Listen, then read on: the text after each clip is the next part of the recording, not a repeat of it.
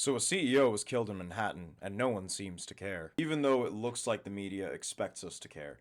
And the whole reason I was going to cover this story was because, so I live near New York, and, we hear headlines every now and then about, like, I don't know, an apartment complex in Brooklyn going up in flames, like tragedies like that, single mother gunned down, or like cop killed in a shootout.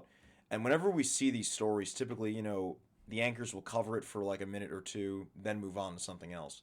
What was really strange about this story was that how like they whenever like a really big news story, like a really sensational headline comes out, and some news outlets like Inside Edition, they'll make a whole like special headline poster about the certain thing. Like when Diddy got busted, it's like Diddy's destruction, or Diddy's disaster, whatever you want to call it.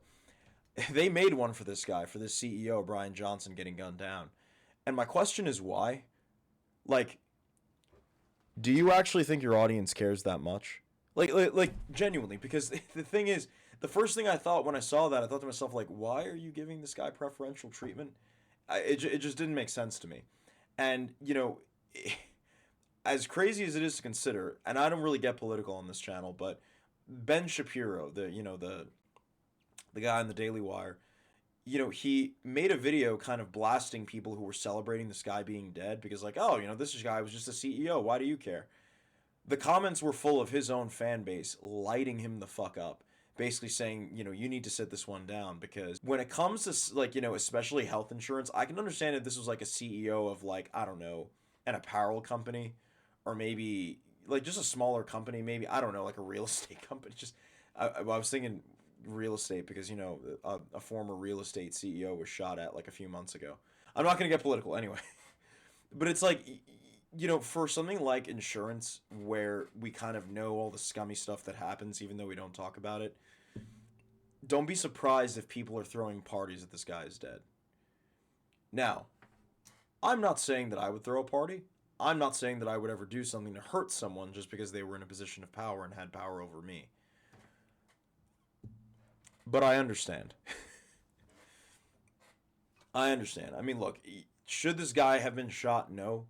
But it's like, it's the fact that everyone expects us to, like, pay attention to these headlines when you have, like, again, a story of, like, a cop getting killed, and it's covered for only like 5-10 minutes, and then we move on. It's like, why is this CEO's life worth covering more than a member of the NYPD? Someone who puts his life on the line every day.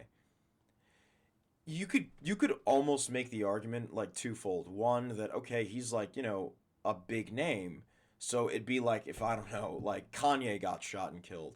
Well, Kanye's a celebrity, so it's like it's going to be covered a lot.